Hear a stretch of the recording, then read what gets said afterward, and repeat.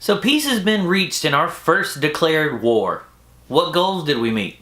Let's find out now.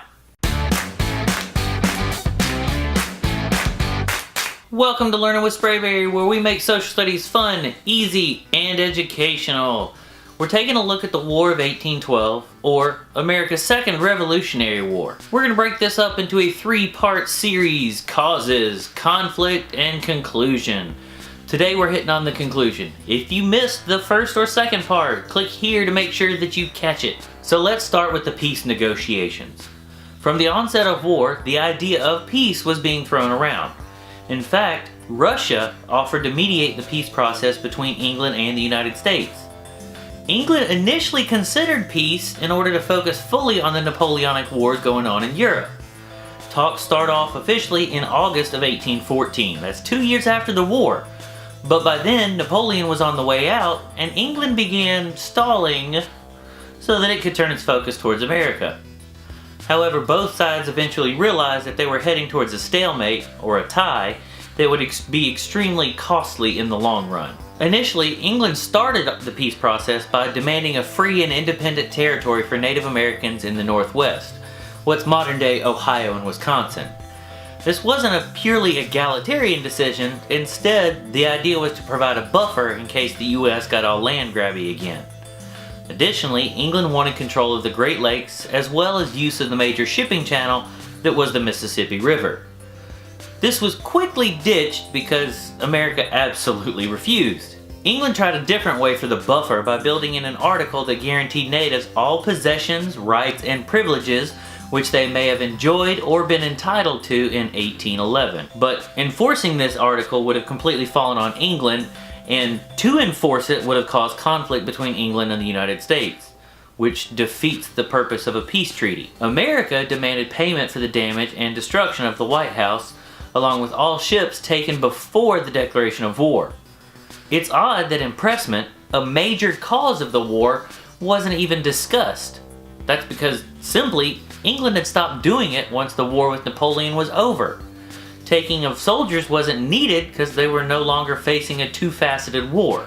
Both sides' demands were pushed towards peace because merchants on both sides are hurting due to the lack of trade during the war. America couldn't sell its raw materials or purchase English goods. Eventually, the negotiations boiled down to going back to the way things were before the war. America would return any territory it had gained, and England would do the same. Prisoners and slaves would be swapped. Speaking of slaves, England had captured or freed close to 6,000 slaves from the United States, many of who had moved to Canada or Trinidad.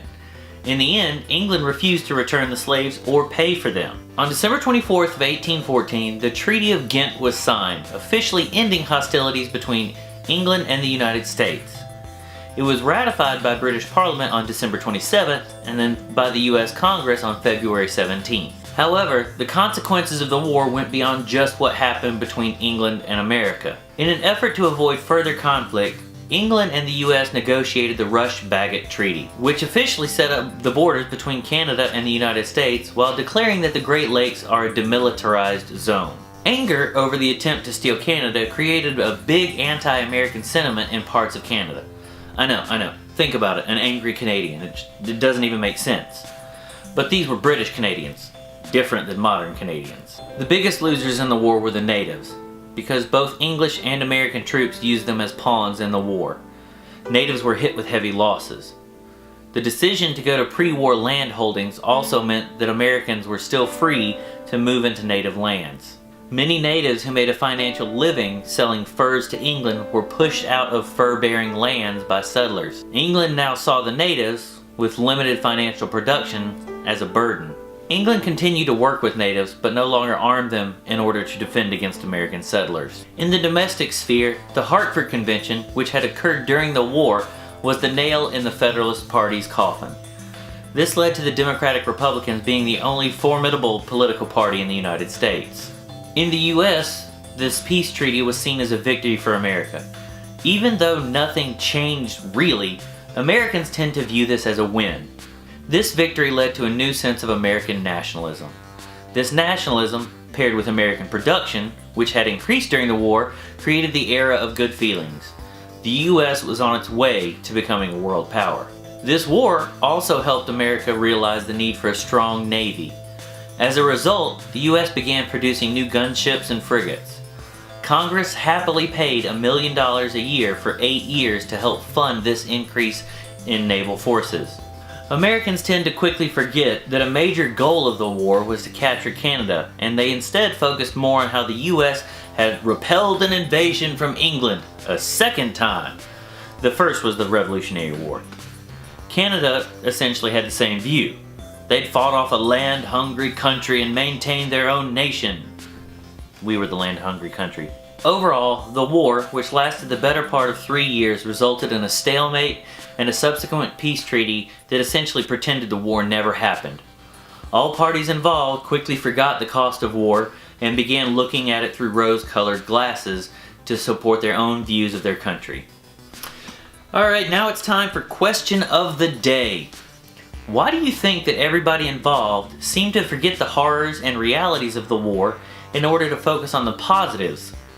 Let me know what you think down in the comments below. Now let's hit up the subscriber of the week. This week I'd like to thank Sirius Jupiter.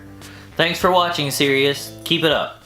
If you like what you saw, click like. If you want to see more content, click subscribe. And if you want to get notified about content, make sure you click the bell. Be sure to check out my social media handles to see what's coming up behind the scenes. Thanks for watching Learning with Sprayberry, where we make social studies fun, easy, and educational.